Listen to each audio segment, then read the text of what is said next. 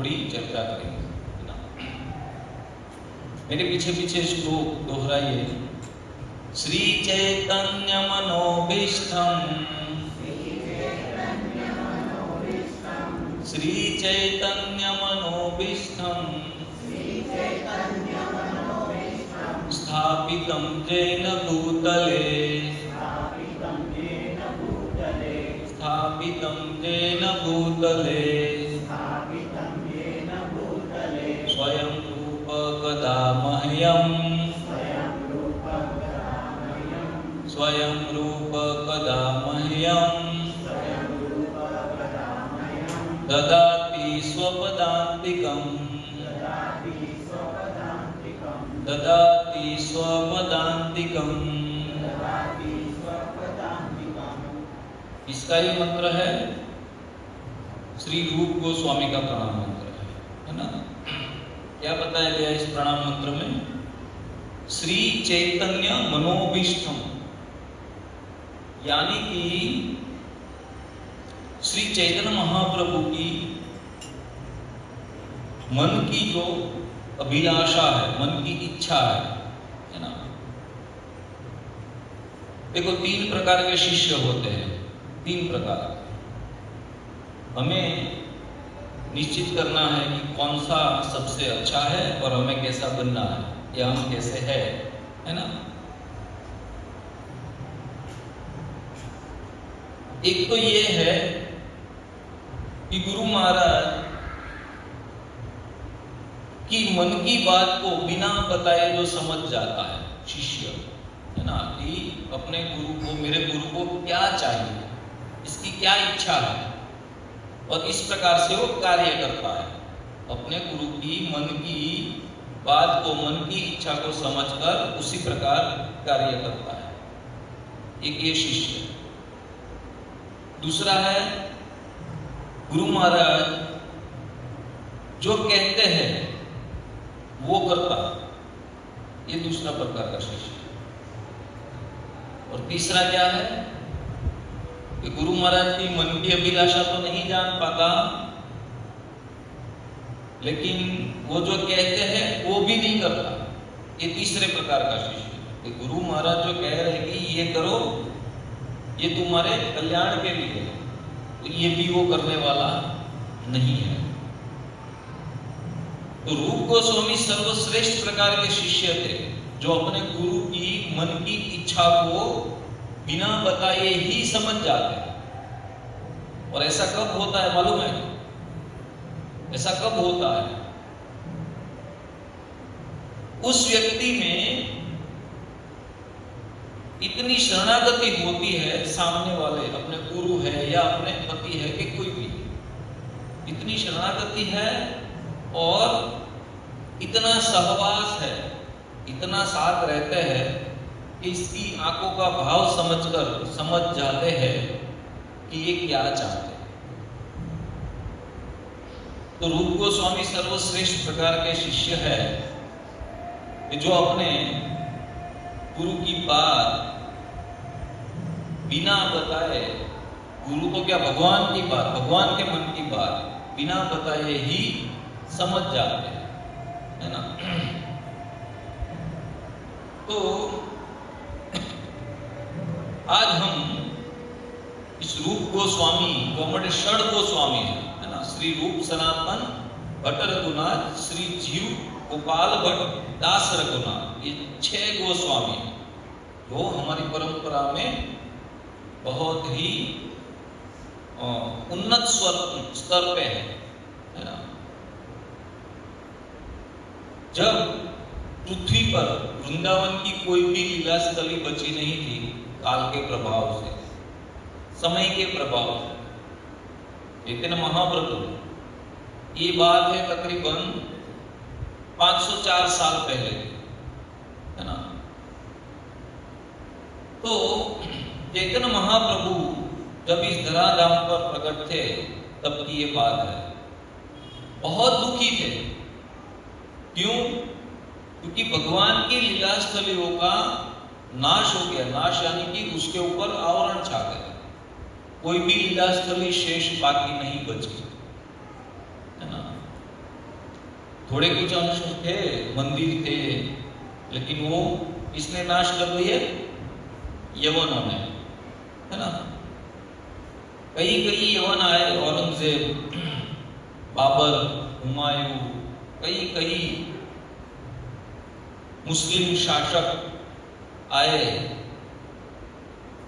और उन्होंने सबसे पहला कार्य क्या किया?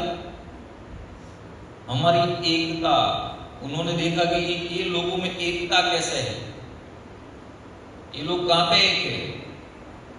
तो धर्म से एक है।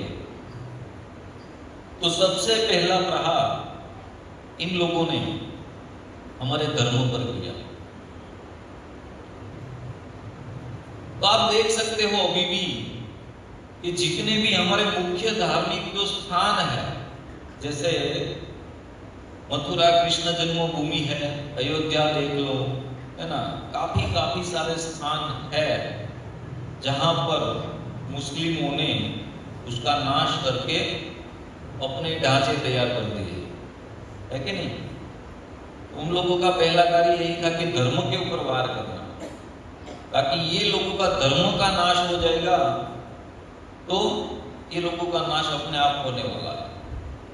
और यही सत्य है, हम अपने धर्म को नहीं बचाएंगे। कैसे बचाना है? धर्म को कैसे बचाया जाता है? कौन बोलेगा, कौन कहेगा? धर्म को कैसे? आप बोलिए, यहाँ पे सबके लिए छुट्टी है बोलने के लिए। अगर कोई जानता है कि धर्म को कैसे बचाया जा सकता है, हाँ, धर्म का आचरण करने से धर्म को बचाया जा सकता है। सिंपल है ना।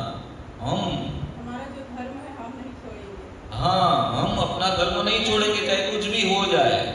तो यही धर्म कोई स्वरूप नहीं है कि जैसे ये लैपटॉप दिख रहा है तो ऐसे कोई धर्म ऐसा है स्वरूपमान, ऐसा नहीं है। हमारे अंदर ही धर्म है, हमारे जीवन में ही धर्म है ना। अगर हम उसको छोड़ देते हैं तो उसका नाश हो गया समझो। तो धर्म छोड़ने के बाद धर्म का नाश हो जाता है, ये तो है ही, लेकिन हमारा भी नाश हो जाता है।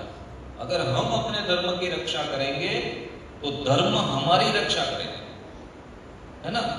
हम अपने धर्म की रक्षा नहीं करेंगे तो हमारी भी रक्षा नहीं हो पाएगी। देख लीजिए आप, है ना।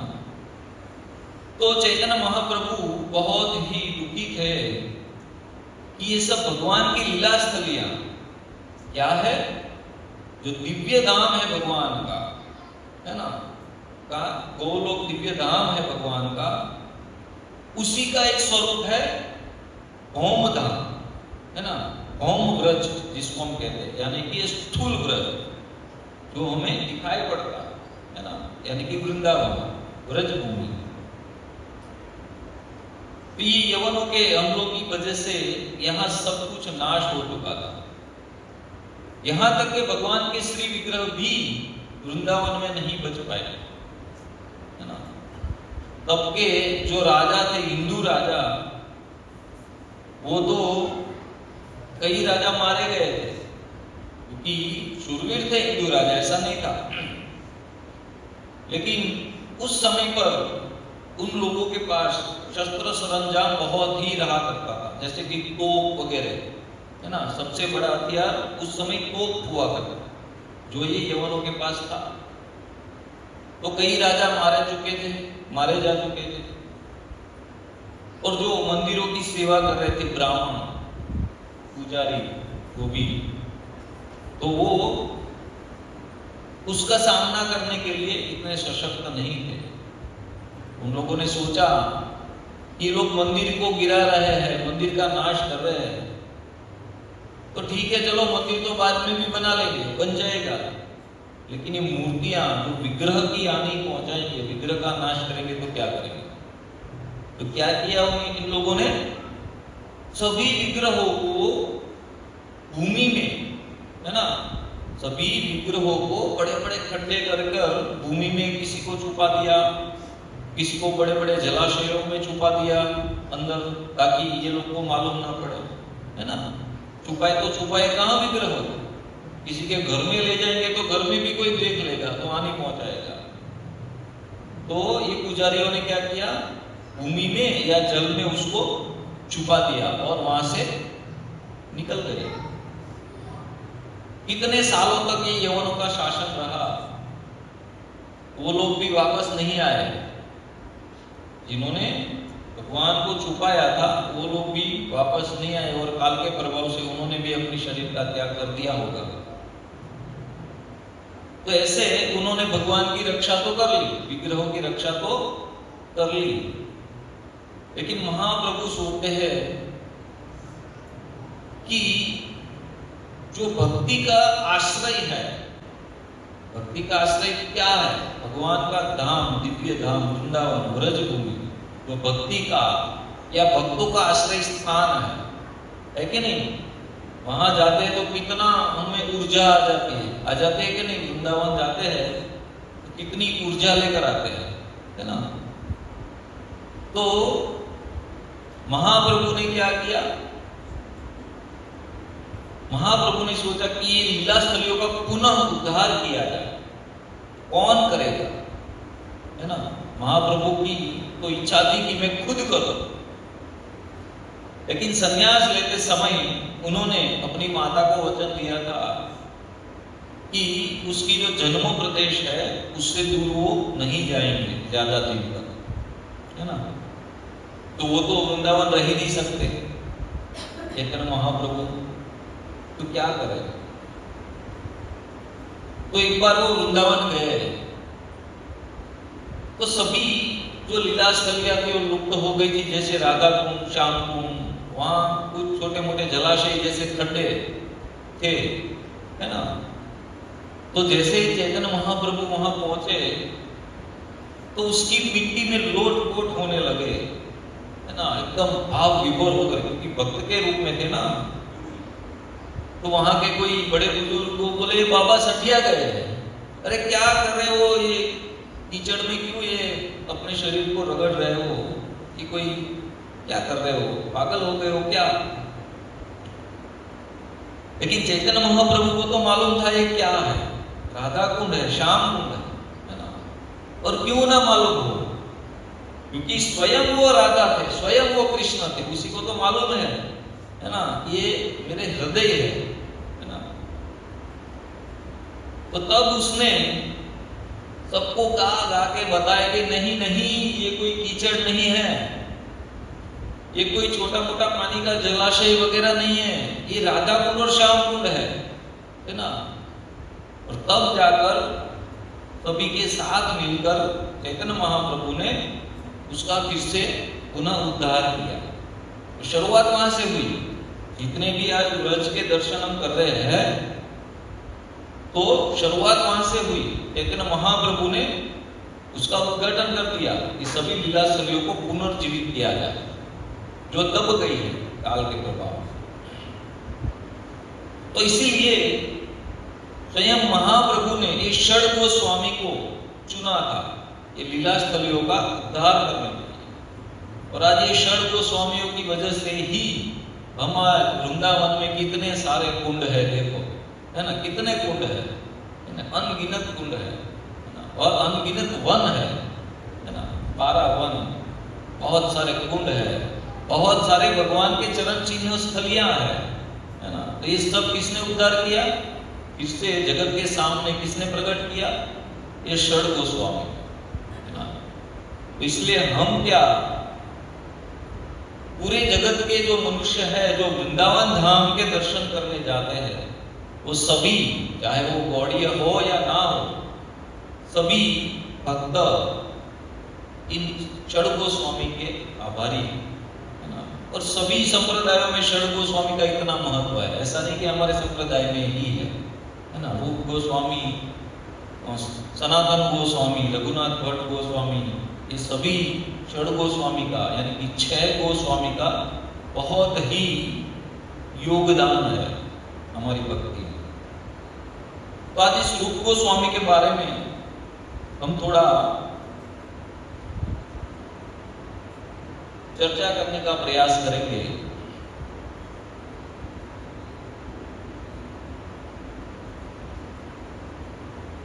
तो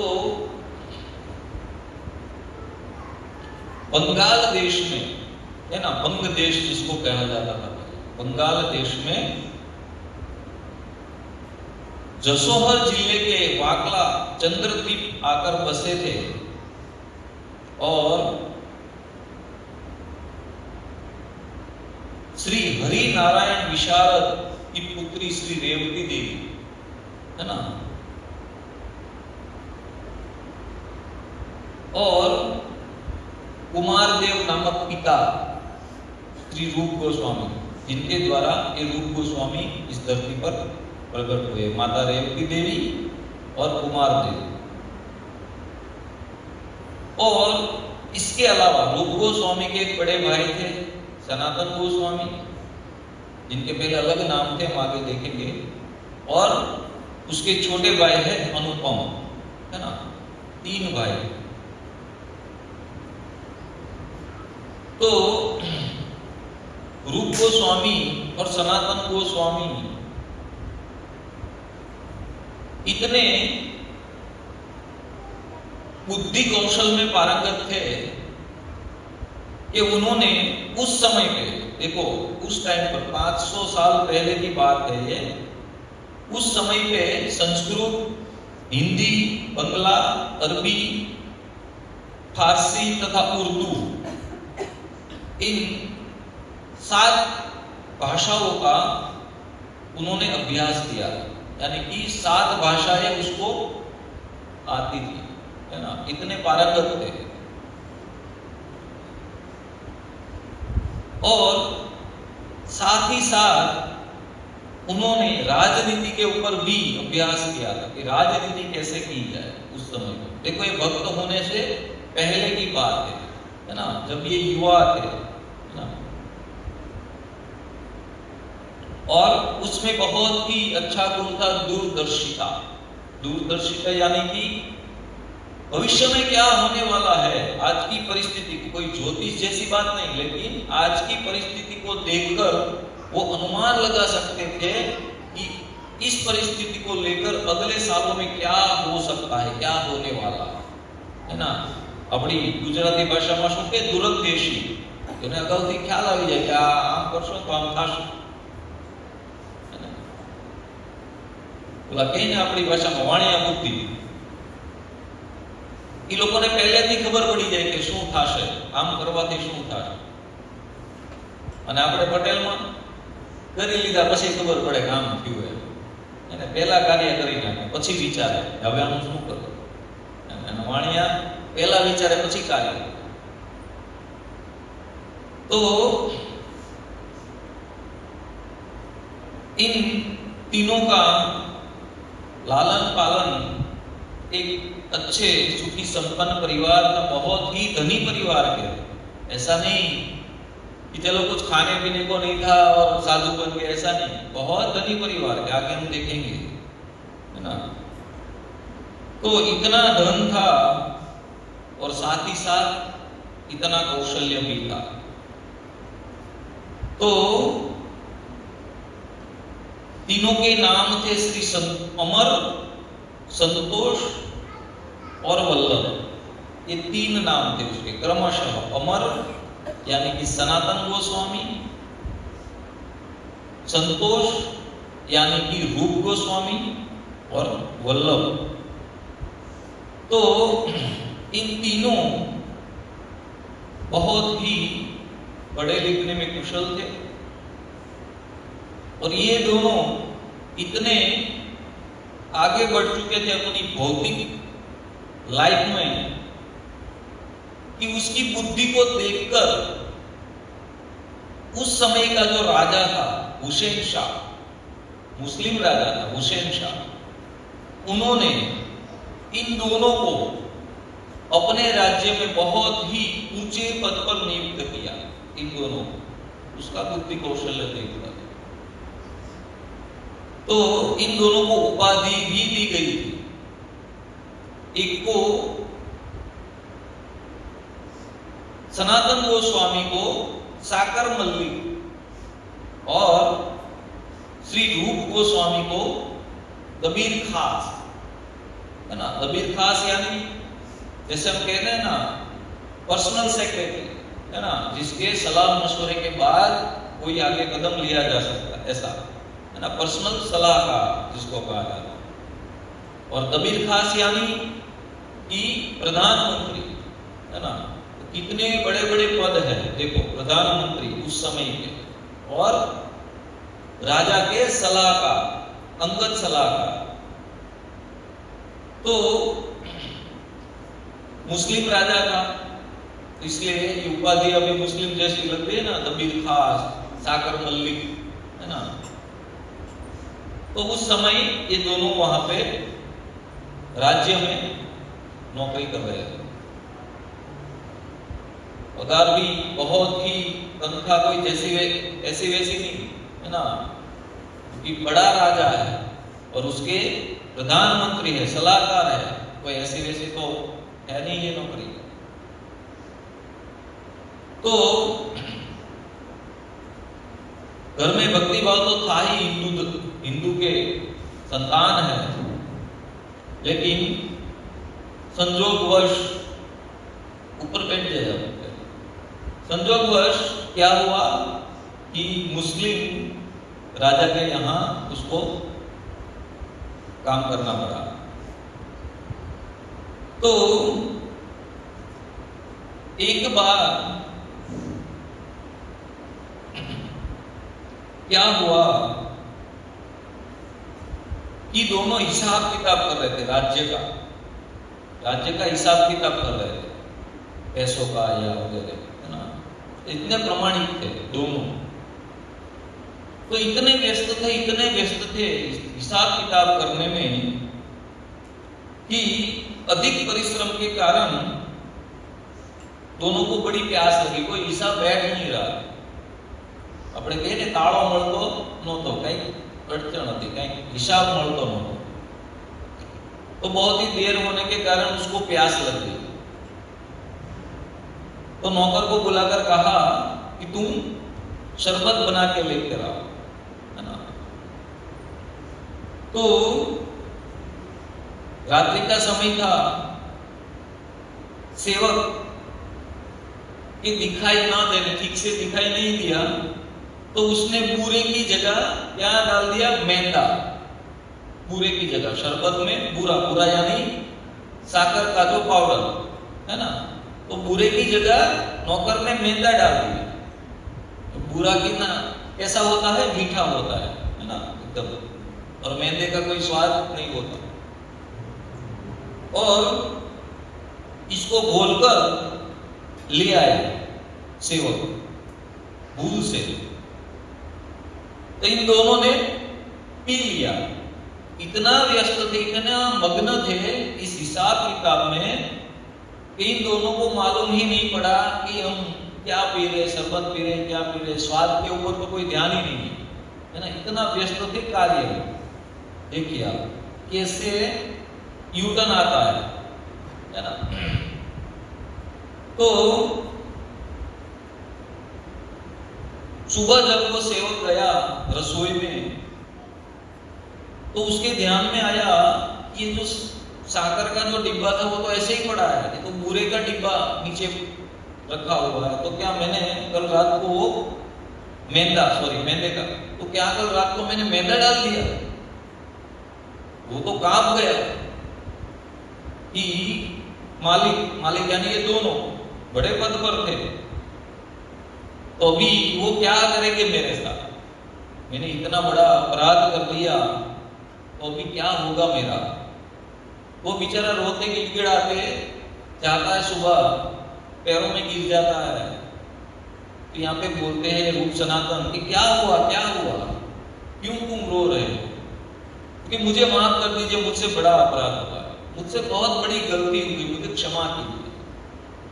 कि क्या गलती हो गई तुझसे? हमें तो कुछ मालूम नहीं, क्या हो गया, बोलो। तो उसने बताया कि कल रात मैंने बुरे की जगह मैदा डालकर गलती से आपको पिला दिया, तो बड़ी भूल हो गई है, तो आप लोग मुझे क्षमा कर दीजिए।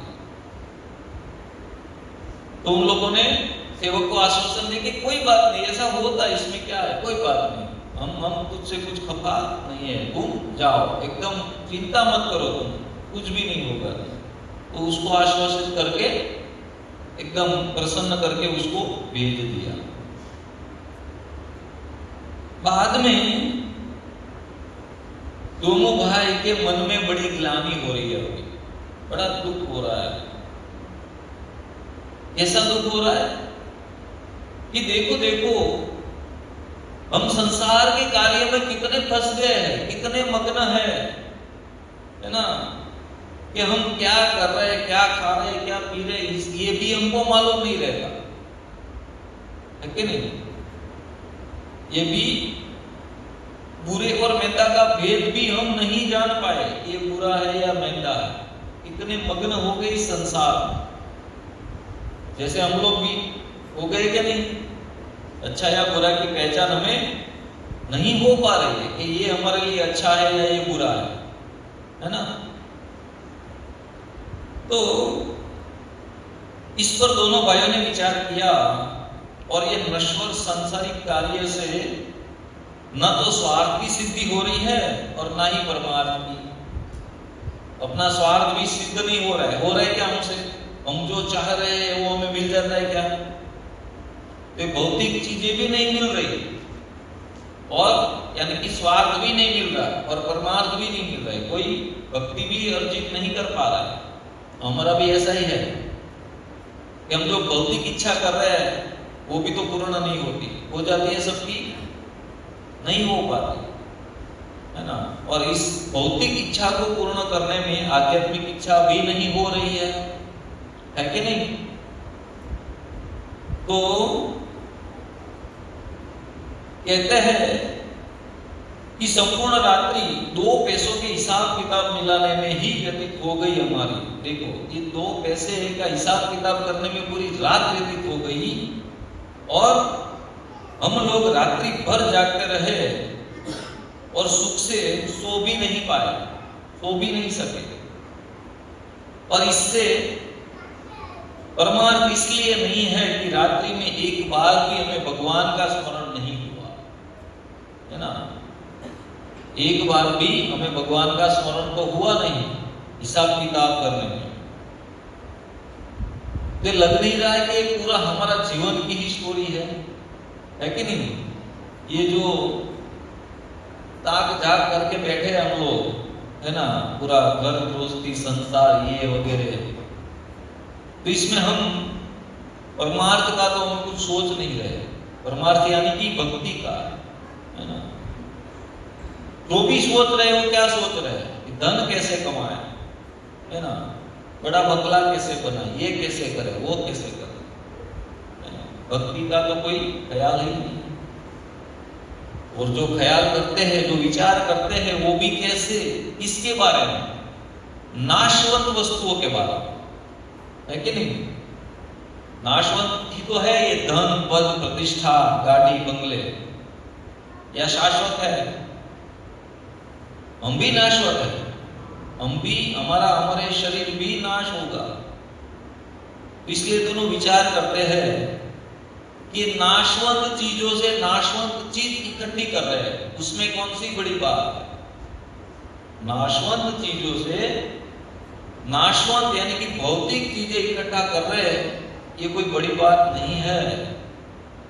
क्या बड़ी बात है कि नाशवंत चीज यानी कि शरीर, जिससे शाश्वत चीज यानी कि भक्ति अगर इकट्ठा की जाए है ना, तो ये कुछ काम की बात हुई है ना। तो कहते हैं कि जैसी तन्मयता हमें ये लौकिक कार्यों में रहती है ना, जैसी तन्मयता हमें इस लोक के कार्यों में, इस जगत के कार्यों में रहती है, कदाचित ऐसी तन्मयता यदि भगवान के ध्यान में होती तो हमें अति शीघ्र भगवान का साक्षात्कार हो जाता है कि नहीं। आज भी हम देख रहे समाज में, और देख क्या रहे, हम भी वैसे ही है कि जितना हम इस भौतिक चीजों के पीछे पागल है इतना अगर भगवान के लिए पागल हो जाए तो भगवान का मिलना निश्चित है ना। लोग रात और दिन पैसा, धन, पद, प्रतिष्ठा इकट्ठा करने में लगे है कि नहीं, है ना। कुछ ना कुछ संजोने की चाह में लगे हैं हम लोग, है ना। अगर इतनी तन्मयता अगर हमें भगवान के रूप में, भगवान के लीला में हो जाए, भगवान में हो जाए, तो भगवान का मिलना दूर नहीं है। तो फिर से इन दोनों भाइयों ने संसार के सुख की अनित्यता का विचार किया और वृंदावन वास का दृढ़ संकल्प किया कि हमें जल्द ही इस संसार के सागर से निकलकर, इस संसार की जहाज से निकलकर हम वृंदावन चले गए, है ना, वहां भगवान का भजन करेंगे। ऐसा उन्होंने ठान लिया। और हम बार बार कहते हैं ना, एक बार ठान लिया ना कि हमें ये करना है, तो भगवान हमको कुछ ना कुछ सुव्यवस्था आगे आगे भगवान करते जाए। हमें तो सिर्फ मन को बनाना है कि हमें ये करना है ना। तो ऐसे में एक बार चैतन्य महाप्रभु विचरण करते करते शायद जगन्नाथपुरी जा रहे थे या वृंदावन, कहीं जगन्नाथपुरी या वृंदावन, दो में से एक जगह जा रहे थे। हाँ, जगन्नाथपुरी से वृंदावन जा रहे थे। तो बहुत सारे लोग महाप्रभु के साथ बोले, बहुत सारे लोग, बहुत पूरा एकदम पूरा विशाल जुट, विशाल संघ हो लिया महाप्रभु के साथ। महाप्रभु ने देखा कि इतने सारे लोग साथ आ रहे हैं, तो थोड़ी समस्या है कि वहां कुछ भक्ति भजन तो होगा नहीं, ये सब लोगों के आदान प्रदान में ही समय जाएगा। तो महाप्रभु ने सोचा कि अब वृंदावन नहीं जाना है, मैं वापस जाऊंगा। तो वापस जाने के लिए तुरंत ही नहीं मुड़ गए, लेकिन वहां जहां पे थे, ये गांव जो नजीक आ रहा था, शहर, वहां पे रुक गए थोड़े दिन। अभी थोड़े दिन यहाँ रुककर मैं वापस चला जाऊंगा। सब लोगों में बात फैल गई कि अब तो महाप्रभु वापस जा रहे हैं, तो अब कहीं वृंदावन को जाने वाले नहीं, तो अब यहाँ रुकने का फायदा नहीं है ना। तो सब लोग थोड़े दिन रहकर अपने अपने गांव, घर, नगर, शहर लौट गए, काफी सारे लोग, है ना। लेकिन इतने में इन दोनों भाइयों को पता चला कि बाजू के गांव में महाप्रभु पधारे हुए, बहुत ही दर्शन की लालसा थी, बहुत ही, है ना, इतनी प्रबल इच्छा थी। तो एक दिन दोनों भाई काम से फुर्सत लेकर पहुंच गए महाप्रभु के पास। दूर से देखा और दौड़ के महाप्रभु के चरणों में रो रो के, गिड़गिड़ा के प्रणाम करते हैं, क्या मुझे अब हमें अपनी शरण में ले लो, है ना, कृपा करो। महाप्रभु उसको उठा लेते हैं दोनों को और कहते हैं कि तुम क्यों रो रहे हो, है ना, तुम तो मेरे नित्य भक्त हो। क्या हो? नित्य भक्त हो। ऐसा नहीं कि इस जन्म में ही हो, नित्य सदा के लिए तुम मेरे भक्त ही हो, है ना। तुम्हें विलाप करने की आवश्यकता नहीं। तो दोनों को उठाकर गले लगा लेते हैं। दोनों कहते कि नहीं, अब हमें वापिस नहीं जाना है, अब तो हम आपके साथ ही चलेंगे, है ना। तो महाप्रभु ने कहा कि हाँ, तुम्हें वृंदावन में ही रहना है समय आने पर, और दोनों को आदेश दिया कि वृंदावन में रहकर क्या करना है। क्या करने का आदेश दिया? सभी भगवान की लीला स्थलियों को खोजना और उसको पुनः जीवित करना, है ना, ये दोनों को आदेश दिया। तो जब इन लोगों को आदेश मिलता है तो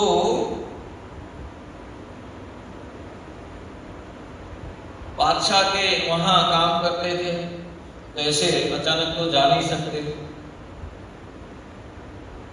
तो दोनों भाई वापिस तो गए, लेकिन रूप गोस्वामी क्या किया, अपने छोटे भाई अनुपुर को लेकर निकल गए वृंदावन के लिए कि मैं तो जा रहा हूं, तुम इनको निपटा कर आना, ये सब कारोबार सौंप कर।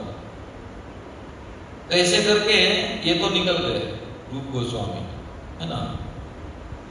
सनातन गोस्वामी नहीं जा पाए। तो उस समय ये जो हुसैन शाह था इतना गुस्सा हो गया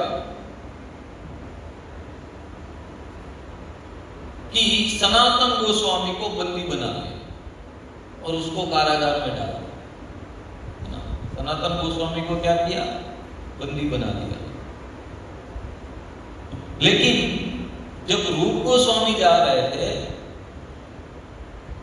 ये सब छोड़कर, इतना धन था उसके पास, मालूम है, अपनी कल्पना के परे इतना धन था। 22 लाख सुवर्ण मुद्राएं, कितनी? 22 लाख सुवर्ण मुद्राएं, इतना तो सोना था। और उस समय की मुद्राएं कितनी आती थी मालूम है? अभी मान लो सोने की पगड़ी 10 ग्राम की आती है ना, 10 ग्राम। उस समय कोई नोट वगैरह तो था नहीं, रुपए कागज की नोट तो थी नहीं धन के स्वरूप में। तो धन के स्वरूप में सोना मोहरी थी। और कितना वजन था? 54 ग्राम वजन था एक सिक्के का। कितना? 54 ग्राम वजन था। और ऐसी 22 लाख स्वर्ण मुद्राएं, 22 लाख, है ना। और गाय कितनी, हाथी, जमीन, है ना, कितना धन था इसके पास, है ना। क्योंकि पहले से खानदानी अमीर तो थे ही, और राजा के यहाँ नौकरी करते थे, तो पगार था, ये लांच रुश्वत वाली बात नहीं थी, एकदम प्रमाणिक थे। इसलिए तो एक एक पाई का हिसाब रखते थे, देखो, है ना। और उसमें अपना कोई स्वार्थ भी नहीं था। तो रूप गोस्वामी ने क्या किया कि अपना जो आधा धन था, आधा धन, इसका वैष्णवों में, ब्राह्मणों में विभाजित कर दिया, उसको बांट दिया। जाने से पहले ये सब, और 50% तो चला गया, आधा हिस्सा। बाद में जो बचा 50%, उसमें से आधा, आधे में से आधा उसने अपने परिवार के जो, अपने कुटुंब के जो लोग थे उनको दे दिया। अपने परिवार के यानी कि माता पिता नहीं, अदर फैमिली, है ना, उसको उस सब ने वितरित कर दिया। और बाकी जो था वो भी अपने पास नहीं रखा, लेकिन परिवार के आपत्ति काल के लिए उसने रख दिया। ये आपत्ति काल में उपयोग में आएगा, ऐसा करता। और वो तो खाली हाथ निकल गए, खाली हाथ, कुछ भी नहीं। तो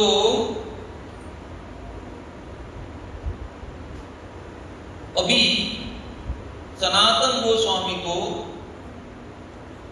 क्या किया इन्होंने, राजा ने, हुसैन शाह ने कारागार में डाल दिया कि तुम्हारा भाई ऐसे चला गया, अब तुम भी चले जाओगे, कोई कहीं नहीं जा पाएगा, है ना। ऐसे कहकर उसको कारागार में डाल दिया।